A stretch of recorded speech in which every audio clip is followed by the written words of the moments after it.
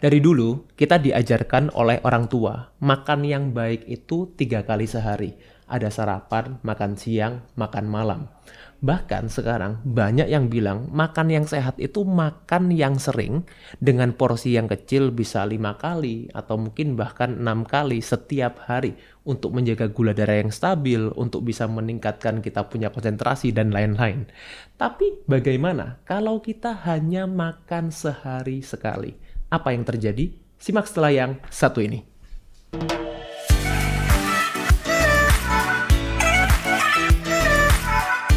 Oke, jadi sebelum masuk ke materinya, saya akan intro dulu, saya perkenalkan dulu yang ada di meja ini. Healthy Cook. Jadi Healthy Cook ini adalah provider makanan sehat yang berdomisili di Surabaya. Jadi ada cateringnya, juga ada cemilan-cemilan sehatnya juga. Spesialisasinya Healthy Cook ini adalah personalized healthy catering. Maksudnya gimana? Bukan healthy catering yang biasa, tapi juga bisa menyesuaikan dengan kebutuhan tiap orang perorangan. Sesuai goalnya, sesuai kondisi kesehatannya, yang disesuaikan dengan kebutuhan masing-masing individu. Oke, sekarang kita akan masuk ke materinya. Halo Sobat Sehat, jumpa lagi dengan saya Dr. Hans di channel kesayangan kita SB30 Health episode Panas. Panduan nutrisi tanpa sensor. Dan kali ini saya akan share suatu fenomena yang sekarang juga sudah cukup banyak terjadi, orang lebih aware dengan yang namanya itu puasa. Nah, puasa ini macam-macam ya. Ada orang yang puasanya itu dengan intensi untuk religius, ada orang yang punya untuk kesehatan, ada yang untuk menurunkan berat badan. Nah, ini yang paling sering. Nah, jadi puasa itu juga bermacam-macam, tapi kali ini yang ingin saya bahas lebih detail adalah apa yang terjadi kalau kamu hanya makan sekali setiap hari. Nah, seperti tadi saya katakan di awal, makan 1 kali sehari ini memang terdengarnya cukup ekstrim. Apalagi untuk orang-orang yang belum pernah puasa. Apalagi untuk orang-orang yang selama ini makannya itu sehari lebih dari 3 kali. Bisa 4 kali, bisa 5 kali, bisa 6 kali. Kalau Anda merasa berpikir, enggak kok dok, saya makan juga sehari cuma 2 kali. Apakah benar-benar itu 2 kali atau 2 kali makan nasinya, makan beratnya? Karena ini juga sering terjadi pada pasien-pasien saya. Ketika saya tanya, ibu makannya sehari berapa kali? Saya makan sehari cuma sekali kok dok, gitu. Tapi ngemilnya 4 kali, 5 kali, gitu ya. Buka kulkas, buka meja makan, dan lain buka rak untuk makanan. Yang mereka mungkin ngemil kerupuk, ngemil kacang, ngemil tahu isi, ngemil cireng, dan lain-lain. Nah, itu juga yang namanya makan. Jadi yang kita sebut makan itu apapun yang kita masukkan ke mulut yang mengandung kalori. Itu. Meskipun saya di sini tidak ingin menekankan mengenai rendah kalori, tinggi kalori, dan lain-lain ya. Tapi konsep mengenai puasa adalah seperti itu. Nah, tentunya dengan melakukan makan 1 kali, kita pasti melakukan yang namanya puasa. Nah, di sini puasa mungkin beberapa orang sudah mengenal dengan istilah yang lebih keren, namanya intermittent fasting. Nah, intermittent fasting ini seperti apa? Ya puasa itu tadi, ya puasa berjangka. Kalau kita translate ke bahasa Indonesia seperti itu, puasa berjangka. Jangkanya berapa lama? Nah, ini macam-macam nanti akan saya bahas ya mengenai jam puasanya. Tapi saya ingin membawa Sobat Sehat flashback sedikit deh. Kita flashback sedikit ya ke zaman purba. Ya, maksud saya ke zaman-zaman dulu ketika nggak sampai yang purba banget ya. Mungkin dalam arti zaman-zaman dulu ketika mungkin teknologi tidak secanggih sekarang. Di para pendahulu kita, nenek moyang kita dulu ya. Dulu orang kalau makan itu tidak tentu. Tidak tentu waktunya kapan, apalagi waktu zaman-zaman berburu. Nah, zaman-zaman berburu dulu, our ancestor itu makanya nggak tentu. Kita nggak ada, jam makan pagi, sarapan jam 7 gitu. Makan siang jam 12, makan malam jam 6. Tidak ada seperti itu. Mereka makan ketika mereka mendapatkan buruan. Ini adalah our ancestor. Ya. Sedangkan kita sekarang adalah makan tiap 3 jam sekali. Itu. Akibatnya apa? Kita makan 5 sampai 6 kali sehari. Itu. Dan ini bukan yang saya katakan bukan cuma makan berat ya, makan apapun. Termasuk minum jus, termasuk minum air kelapa, termasuk minum mungkin teh dengan apapun yang teh manis itu ya. Kemudian orang-orang zaman dulu itu tidak punya kulkas ya, tidak punya lemari es. Orang sekarang kita zaman-zaman sekarang kulkas di mana-mana, bahkan lebih dari satu, ada yang kulkas, ada yang freezer, ada yang showcase dan lain-lain. Dan orang dulu itu tidak punya HP. Hubungannya apa, Dok? Sekarang semuanya ada di genggaman tangan Anda. Tentunya ketika kalian mau pesan sesuatu, kalian tinggal klik langsung datang. Oke, jadi orang sekarang punya HP yang bisa mencapai atau mungkin reach anything that they want. Dan orang dulu itu tidak ada yang namanya sintetis. Maksudnya yang buatan manusia, yang chemical yang buatan manusia. Sedangkan sekarang banyak sekali kalau kita apalagi kita konsumsi makanan, minuman yang kemasan, semuanya ada yang namanya antioksidan pun itu dibikin sintetis sekarang. Vitamin juga vitamin yang artificial juga. Itu yang sintetis juga, belum lagi pengembang, pengawet, perasa, pemanis buatan dan lain-lain. Itu semuanya adalah sintetis, sedangkan zaman dulu tidak ada. Nah, itu yang juga menentukan kenapa orang sekarang banyak sekali yang mengalami masalah kesehatan, dan ini juga berkaitan dengan puasa, ya. Nah, akibatnya apa? Karena perubahan yang cukup signifikan dari zaman dulu ke zaman sekarang banyak orang yang mengalami overweight. Nah, overweight ini level yang dibawanya obesitas ya. Kalau dibiarkan nantinya tentunya akan ke arah obesitas, dan obesitas ini sudah merupakan suatu penyakit.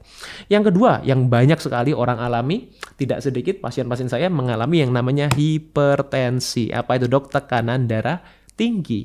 Kemudian juga punya hiperurisemia, yaitu asam urat yang tinggi, hiperkolesterolemia, kolesterol yang tinggi, kemudian juga diabetes terutama yang type 2. Sekarang juga ada yang type 3 yang dinamakan Alzheimer itu. Dan juga banyak sekali masalah-masalah metabolik yang lain. Nah, ini adalah akibat dari pergeseran zaman yang mungkin di satu sisi ini teknologi meningkat, teknologi makanan, teknologi industri meningkat, tapi juga ada akibat-akibat yang kita perlu perhatikan, kita perlu lebih aware itu. Nah, sekarang kita masuk ke puasa itu sendiri yang saya ingin lebih dalami ya kali ini. Nah, puasa itu bukan defisit kalori. Nah, mungkin tadi saya sempat mention sedikit mengenai kalori. Puasa itu memasukkan kalori ke dalam tubuh kita. Tapi tujuan puasa jangan disalahartikan. Don't get me wrong. Banyak orang yang berpikir seperti ini, ya tujuannya puasa kan untuk mencapai defisit kalori, Dok. Yes, memang salah satu tools, salah satu cara untuk mencapai defisit kalori dengan cara puasa. Otomatis kita batasi jam makan kita, otomatis kita tidak harus untuk mungkin terlalu menghitung gitu kalori ya, terlalu counting kalori gitu. Kita akan lebih mudah mencapainya dengan puasa. Meskipun banyak sekali juga orang-orang yang ketika puasa mereka juga kelebihan kalori ya. Ini tergantung dari karakter tiap orang. That's why saya tidak mau selalu mengkorelasikan antara puasa dan defisit kalori, karena tujuan puasa juga bukan itu. Lalu tujuannya buat apa, Dok? Oke, di sini saya akan share. Di sini saya buat grafik ya. Sudah saya buat grafik. Nah, ini adalah jam puasa kita. Ya, ini adalah jam puasa. Nah, tuh ya. Mulai dari 0, kemudian 12, kemudian 18, kemudian 24. Ya, di sini saya buat stop point-nya. Saya buat stop point-nya untuk menjelaskan ke Sobat Sehat mengenai apa saja yang akan terjadi ketika kita berpuasa. Oke, siap? Ketika 12 jam kita berpuasa, kita akan meningkatkan yang namanya growth hormone. Growth hormone itu apa, Dok? Itu adalah hormon pertumbuhan yang sangat kaya ketika kita masih di usia belia. Ketika kita masih usia muda, masih masa-masa pertumbuhan tuh, apalagi anak-anak itu. Nah, jadi berarti puasa itu juga bisa membuat kita lebih bertumbuh lebih tinggi. Buat anak-anak bisa, asal tahu caranya. Gitu. Jadi jangan berpikir, kalau anak-anak itu harus makannya harus banyak, harus makan sering. Itu no, ya. Ini juga bisa meningkatkan yang namanya growth hormone juga kalau dilakukan dengan benar. Oke, sekali lagi ini perlu di-highlight kalau dilakukan dengan benar. Jadi caranya harus tahu. Itu tidak asal puasa. Yang kedua, ketika 12 jam puasa ini juga kita akan memberikan efek anti-aging. Nah, gimana tuh? Buat yang selama ini selalu bingung untuk cari skincare dan lain-lain treatment, anti-aging ini juga bisa kita dapatkan ketika kita berpuasa. Bahkan hanya dengan 12 jam itu sudah memberikan efek anti-aging. Kemudian Kemudian juga fat burning. Nah, ini makanya selalu dikaitkan dengan orang-orang yang ingin menurunkan berat badan. Kemudian juga joint healing. Artinya apa? Penyembuhan sendi-sendi. Banyak sekali orang yang punya masalah artritis, ya, kemudian punya masalah sendi-sendi yang lain juga. Ini bisa dibantu dengan cara berpuasa. Dan juga yang terakhir, ini juga bisa meningkatkan sintesa protein. Nah, itu untuk orang-orang yang ingin muscle building terutama. Itu juga baik untuk melakukan puasa, ya.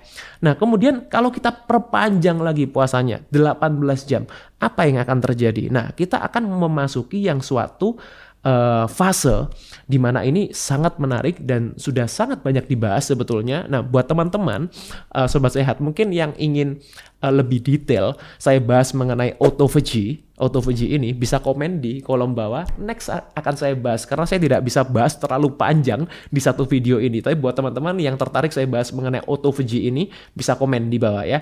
Secara umum seperti ini, ketika kita mengalami fase autophagy, kita akan bisa menurunkan yang namanya ages. Ages itu apa, Dok? Itu adalah suatu senyawa yang terjadi ketika kita konsumsi karbohidrat yang tinggi dengan protein yang tinggi, atau kita konsumsi karbohidrat yang tinggi dengan lemak yang tinggi.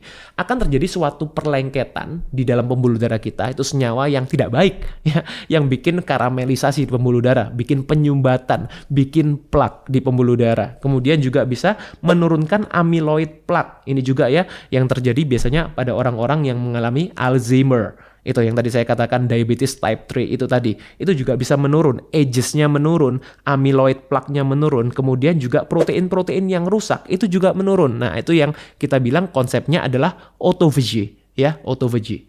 Dan kemudian ketika kita panjangkan lagi, kita panjangkan 24 jam atau mungkin tidak sampai 24 jam lah ya. Let's say kita 22 jam. Itu. Kita akan juga mendapatkan manfaat detox. Tuh. Ya, jadi kalau kita mau detox itu jangan berpikir, oh pakai suplemen apa, Dok? Pakai minum apa, Dok? Minuman apa yang bisa bikin detox? Tubuh kita, terutama liver kita, itu adalah organ pertama untuk melakukan detoksifikasi. So, that's why ketika kita melakukan puasa, ya 22 jam sampai 24 jam, yang artinya kita makan sekali sehari itu tadi, kita akan mendapatkan penurunan fatty liver. Tuh, fatty liver itu dialami oleh banyak sekali pasien saya, bahkan mereka yang mungkin fungsi livernya masih oke. Ketika dicek SGOT, SGPT masih oke, tapi bukan berarti itu mereka nggak punya masalah fatty liver ya. Itu banyak sekali orang yang punya masalah fatty liver dan ini selalu berhubungan dengan yang namanya resistensi insulin yang sering juga saya mention. Kemudian ketika kita puasa 24 jam, kita juga bisa meningkatkan keton. Keton itu apa? Bahan bakar selain glukosa. Jadi selama ini kalau kita berpikir, oh bahan bakar kita itu cuma gula, cuma glukosa. Siapa yang bilang? Ya, banyak sekali kalau kita mau pelajari fisiologi tubuh manusia, kita bisa memanfaatkan keton juga sebagai bahan bakar kalau kita glukosa kita sudah dalam posisi yang rendah. Tapi kalau kalian makan gula terus, kalian makan 3 jam sekali terus, makan apapun, ya kalian tidak akan bisa memanfaatkan keton ini sebagai sumber energi. Ya, kemudian kita juga bisa menurunkan appetite. Apa tuh? Nafsu makannya menurun. Tuh bayangin, ketika kita puasa 24 jam, 22-24 jam, justru nafsu makan kita menurun. Fokus kita meningkat, antioksidan dalam tubuh kita, endogenous, antioksidan akan meningkat. Kemudian juga menurunkan peradangan, dan peradangan ini yang belakangnya itis-itis, sinusitis, kemudian rheumatoid arthritis, ya, bronkitis, dan banyak sekali masalah-masalah yang juga akan membaik ketika kita berpuasa. Nah, jadi manfaatnya apa? Ya, tadi saya rangkum ya. Manfaatnya tentunya kita bisa mendapatkan weight loss bahkan fat loss ya. Jadi bukan cuma beratnya yang, karena berat itu kan kompleks ya, berat otot, massa air dan lain-lain. Kita akan spesifik targeted ke fatnya. Kemudian tekanan darahnya juga akan stabil. Jadi bukan tekanan darahnya drop gitu juga enggak. Tekanan darahnya stabil. Kemudian juga tidak mudah lapar tadi ya, menurunkan appetite. Konsentrasi fokus juga meningkat. Jadi jangan berpikir ketika kita mau meningkatkan konsentrasi itu harus dengan makan. Dengan berpuasa ini justru kita bisa meningkatkan konsentrasi, meningkatkan fokus dengan lebih sustain. Ya, lebih stabil, nggak cuma sementara meningkatkan konsentrasinya atau fokusnya itu. Dan juga yang paling penting adalah bisa menurunkan resistensi insulin, di mana ini adalah akar masalah dari berbagai macam penyakit metabolik. Ya, kolesterol, asam urat, tekanan darah tinggi, diabetes, gagal ginjal, dan lain-lain gitu. Nah, jadi apa dok yang perlu dimakan gitu? Karena ini juga penting. Jadi bukan cuma asal puasa yang tadi saya katakan ya, jangan asal puasa. Kalau cuma asal puasa, ya mungkin memang tidak semua orang bisa. Tapi ketika Anda asal puasa, kemudian ketika jam makan apa saja, balas dendam, nah ini juga nggak baik. Itu makanya apa yang dimakan ini juga penting. Lalu apa dok yang perlu dimakan? Yang pertama adalah makronutrisi. Makronutrisi itu apa? Karbohidrat, protein, lemak tentunya dengan takaran yang sesuai kebutuhan masing-masing orang. Ya. Kemudian mikronutrisi. Nah ini yang seringkali orang lupa. Yaitu apa? Vitamin dan mineral. Banyak sekali vitamin dan mineral yang perlu kita konsumsi, yang perlu didapatkan oleh tubuh kita, karena ini adalah tukangnya. Sedangkan tadi makronutrisi, karbohidrat, protein, lemak itu adalah bahan bakunya. Itu. Kalau bahan baku kita mau bangun rumah, bahan bakunya ada, tapi tidak ada tukangnya, ya siapa yang mau mengerjakan? Itu. Tidak akan jadi juga rumahnya. Itu ya. Dan yang terakhir, nah ini yang levelnya udah lebih dalam lagi adalah fitonutrisi. Fitonutrisi itu apa? Sekarang sudah banyak sekali studinya. Ya kalau kalian bisa mendapatkan ini akan jauh lebih baik lagi untuk mengoptimalkan. Contohnya seperti lycopene, resveratrol, dan juga lain-lain. Ya sekarang banyak sekali sih fitonutrisi yang sekarang sudah diformulasikan, suplemen dan lain-lain itu ya. Tapi yang ingin saya emphasize, ingin saya highlight adalah perhatikan dari pola makannya. At least kalau kalian bisa dapatkan makro dan mikro ini saja itu sudah sangat oke. Gitu ya. Lalu gimana dok sekarang cara memulainya? Nah, ini yang paling penting ya. Jadi karena saya yakin saya sendiri sampai sekarang ini saya sudah memasuki tahun ke-8 saya melakukan puasa. Dan saya melakukan puasa itu OMAD yang sebutannya makan sekali sehari itu, one meal a day. Saya sudah melakukannya sejak awal pandemi kemarin ya. Tahun berapa tuh? 2020 berarti ya, 2020, 2019, 2020 saya udah melakukan OMAD. Jadi melakukannya gimana caranya? Tentunya yang pertama adalah kurangi dulu frekuensi makannya. Jangan langsung OMAD atau sekali sehari makannya. Memang itu akan berat ketika orang itu jarang atau tidak pernah bahkan melakukan itu. Jadi kurangi dulu frekuensi makannya. Saya selalu menyarankan pasien saya mulai dari puasa itu 12 jam. Nah, 12 jam saya rasa tidak sulit lah ya. Tidak sulit ketika kita mulai dengan 12 jam itu saya rasa ya hampir semua orang mungkin bisa melakukan itu ya. Jadi mungkin terakhir makan jam 7 malam misalnya. Sampai jam 7 pagi itu kan sudah 12 jam. Nah jadi kalau ketika breakfast atau buka puasa setengah 8 itu artinya Anda sudah puasa 12 jam. Saya rasa tidak terlalu sulit. Ya, atau mungkin ada yang sudah pernah melakukan, sering melakukan juga boleh tulis komen di bawah ya. Gimana sharing pengalamannya. Kemudian perhatikan pola makan, itu juga sangat-sangat penting. Nah, simpelnya saya biasanya akan mengaturkan pasien saya untuk melakukan konsep pola makan yaitu LCHF. Apa itu dok? Itu adalah low carbs, high fat. Itu ya, low carbs, bukan no ya, tapi low carbs, rendah karbohidrat, tinggi lemak. Apakah bahaya dok? Tentu saja tidak ya. Saya tidak akan jelaskan terlalu detail. Mungkin buat sobat sehat yang tertarik juga bisa tanya di kolom komen. Next akan saya bahas di video selanjutnya. Dan yang terakhir juga perhatikan atau perbaiki kualitas tidur. Nah sekali lagi bukan cuma sekedar durasi tapi juga kualitinya. Tidurnya seperti apa? Karena ini juga sangat berhubungan dengan keseimbangan hormonal kita, terutama juga kortisol, yang ini juga efeknya juga bisa mengganggu kita dengan gula darah kita. Dan ini juga sangat erat kaitannya dengan puasa. Ya, jadi biasanya untuk orang-orang yang kualitas tidurnya atau mungkin pola tidurnya itu nggak karuan, acak adul, mereka juga sulit untuk melakukan puasa. Itu ya, jadi semuanya dalam tubuh kita itu saling berhubungan. Dan saya harap dengan video yang singkat ini ya, sekarang sobat sehat lebih paham kalau kita mengurangi frekuensi makan, at least kalau kita tidak langsung makan sekali sehari, kita bisa memberikan banyak sekali manfaat. Dan itu pun juga saya rasakan sendiri sampai sekarang. Dengan makan sekali sehari saya mendapatkan banyak sekali manfaat kesehatan. Dan ini sekali lagi bukan soal berat badan saja. Ya, semoga video ini bisa membantu sobat sehat, dan buat sobat sehat yang merasa video ini bermanfaat boleh share ke teman-teman supaya semuanya juga menjadi lebih sehat. Terima kasih, stay fit and stay healthy. See you. Dan kali ini saya akan share suatu fenomena yang sekarang juga sudah cukup banyak terjadi, orang lebih aware dengan yang namanya itu puasa. Nah, puasa ini macam-macam ya. Ada orang yang puasanya itu dengan intensi untuk religius, ada orang yang punya untuk kesehatan, ada yang untuk menurunkan berat badan. Nah, ini yang paling sering. Nah, jadi manfaatnya apa? Ya, tadi saya rangkum ya. Manfaatnya tentunya kita bisa mendapatkan weight loss bahkan fat loss. Kemudian tekanan darahnya juga akan stabil. Jadi bukan tekanan darahnya drop gitu juga enggak. Tekanan darahnya stabil.